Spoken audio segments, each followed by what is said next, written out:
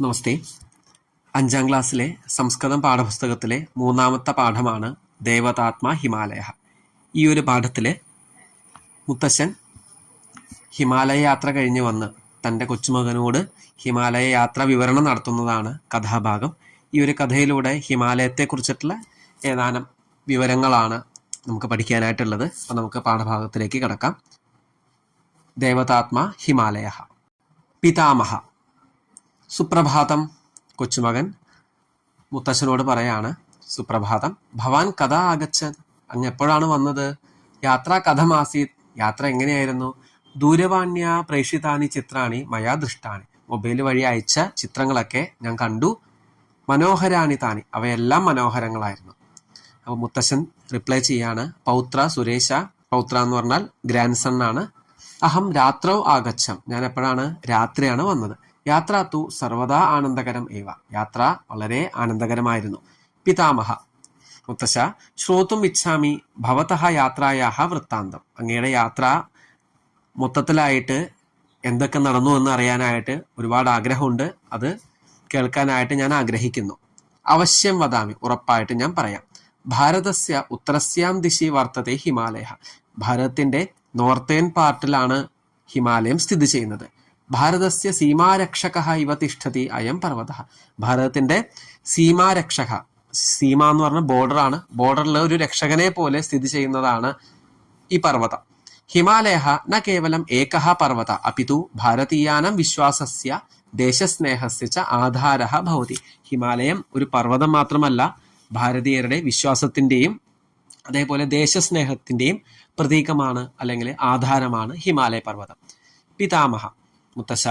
അയം പർവ്വതഃ അത്യുന്നതഃ ദീർഘശ്ച ഭവതി ഇതി അഹം ശ്രുതവാൻ. ഈ ഒരു പർവ്വതം വളരെ ഹൈറ്റോട് കൂടിയിട്ടുള്ളതാണ്, അതേപോലെ ലെങ്തി ആയിട്ടുള്ള ദീർഘമായിട്ടുള്ള ഒരു പർവ്വതമാണെന്ന് കേട്ടിട്ടുണ്ട്. കിം സത്യം തത്. അത് സത്യമാണോ? ആം പുത്ര. അതേ മകൻ. സത്യമേവ. സത്യം തന്നെയാണ് നീ ചോദിച്ചത്. ഹിമാലയ പർവ്വത ശ്രേണീഹി പ്രായഃ 2400 2400 കിലോമീറ്റർ ദീർഘാവർത്തതി. 2400 കിലോമീറ്റർ നീളത്തോടു കൂടിയിട്ടുള്ള ദീർഘമായിട്ടുള്ള ഒരു പർവ്വതമാണ് ഹിമാലയ പർവ്വതം. ഭൂമൗ വിദ്യമാനം ഉന്നതതമം എവറസ്റ്റ് ശൃംഗം ഹിമാലയസ്യ അനേകേഷു ശൃംഗേഷു ഏകം അസ്തി. ഭൂമിയിലെ ഏറ്റവും ഹൈറ്റ് കൂടിയിട്ടുള്ള പീക്കായിട്ടുള്ള എവറസ്റ്റ് ഹിമാലയത്തിലാണ് സ്ഥിതി ചെയ്യുന്നത്.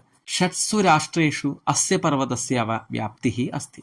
6 രാഷ്ട്രങ്ങളിൽ ഈ ഒരു പർവ്വതത്തിന്റെ വ്യാപ്തി, അതായത് 6 രാഷ്ട്രങ്ങളിലായിട്ട് ഈ ഒരു പർവ്വതം നീണ്ടു നിവർന്ന് കിടക്കുകയാണ്. പവിത്രാം ഗംഗാനദിയും അധികൃത്യ മയാ പൂർവം പഠിതം അസ്തി. പവിത്രമായിട്ടുള്ള ഗംഗാനദിയെ കുറിച്ച് ഞാൻ മുമ്പേ തന്നെ പഠിച്ചിട്ടുണ്ട്. സ നദി ഹിമാലയാദേവ പ്രവഹതി ഖലു. ആ നദി ഹിമാലയത്തിൽ നിന്ന് തന്നെയല്ലേ പ്രവഹിക്കുന്നത്, ആരംഭിക്കുന്നത്? ആം. മുത്തശ്ശൻ റിപ്ലൈ കൊടുത്തു, ഗംഗാനദി ഹിമാലയാദേവ പ്രവഹതി. ഗംഗാനദി ഹിമാലയത്തിൽ നിന്ന് തന്നെയാണ് പ്രവഹിക്കുന്നത്. ന കേവലം ഗംഗ. ഗംഗ മാത്രമല്ല, അപിതു സിന്ധു ബ്രഹ്മപുത്ര യാങ്സേ ആദ്യാഹ നദ്യഃ ച തതഃ ഏവ ഉദ്ഭവന്തി. അപ്പോൾ ഗംഗാ നദി മാത്രമല്ല, സിന്ധു നദി, ബ്രഹ്മപുത്ര, യാങ്സേ മുതലായ ഒരുപാട് നദികൾ ഈ ഹിമാലയത്തിൽ നിന്ന് തന്നെയാണ് ഉദ്ഭവിക്കുന്നത്, ആരംഭിക്കുന്നത്. പിതാമഹ. ഗംഗായാഹ ഉദ്ഭവസ്ഥാനം ഗംഗോത്രീതി തീർത്ഥസ്ഥാനം ഭവതീതി ശ്രുതവാൻ. ഗംഗാനദിയുടെ ഉദ്ഭവസ്ഥാനം ഗംഗോത്രി ആണെന്നാണ് ഞാൻ കേട്ടിട്ടുള്ളത്. ഏവം ഹിമാലയ ശൃംഗേഷു അനേകാനി തീർത്ഥസ്ഥാനാനി മന്ദിരാണി ച സന്തീതി മാതുലഹ അവതത്.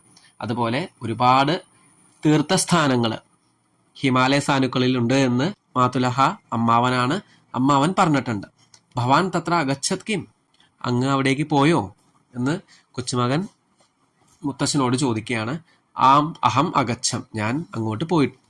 മന്ദിരാണ മാലയ ഭവതി ഹിമാലയ. മന്ദിരങ്ങളുടെ കേന്ദ്രമാണ് ഹിമാലയം.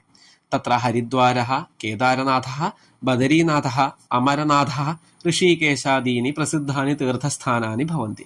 അവിടെ ഹരിദ്വാർ, കേദാർനാഥ്, ബദ്രിനാഥ്, അമർനാഥ്, ഋഷികേശ് മുതലായ ഒരുപാട് തീർത്ഥസ്ഥാനങ്ങൾ ഹിമാലയത്തിലാണ് സ്ഥിതി ചെയ്യുന്നത്.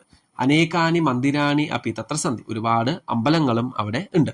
വിശ്വപ്രസിദ്ധ കൈലാസ അപ്പി ഹിമാലയേവ ഭവതി. വിശ്വപ്രസിദ്ധമായിട്ടുള്ള കൈലാസ പർവ്വതം ഹിമാലയത്തിലാണ് സ്ഥിതി ചെയ്യുന്നത്. അത ഏവ ദേവഭൂമിരീതി സഹ വിഖ്യാത. അതുകൊണ്ട് തന്നെ ദേവന്മാരുടെ ഭൂമിയായിട്ടാണ് ഹിമാലയത്തെ അറിയപ്പെടുന്നത്. മഹാകവി കാളിദാസ തം ദേവതാത്മാ ഇതി ഖലു ഉക്തവാൻ. മഹാകവിയായിട്ടുള്ള കാളിദാസൻ ദേവതാത്മാ എന്നാണ് ഹിമാലയത്തെ വർണ്ണിച്ചിരിക്കുന്നത്. ന കേവലം കാളിദാസ പ്രായഃ സർവേ അപി കവയഃ സ്വകൃതിഷു ഹിമാലയം അവർണ്ണയൻ. കാളിദാസൻ മാത്രമല്ല, ഒരുപാട് കവികള് സ്വന്തം കൃതികളിലൂടെ ഹിമാലയത്തെ വർണ്ണിച്ചിട്ടുണ്ട്. അദ്ഭുതകരഃ എവ ഹിമാലയ, അദ്ഭുതമാണ് ഹിമാലയം. അഹമപി അവശ്യം തത്ര ഗമിഷ്യാമി, ഞാനും അവിടെ ഉറപ്പായിട്ടും പോകും. ഇത്രയാണ് ഈ ഒരു പാഠഭാഗം. ഇനി അടുത്ത വീഡിയോയിൽ നമുക്ക് പാഠത്തിലെ എക്സസൈസ് ഒക്കെ നമുക്ക് പഠിക്കാം, മനസ്സിലാക്കാം. ധന്യവാദാഹ.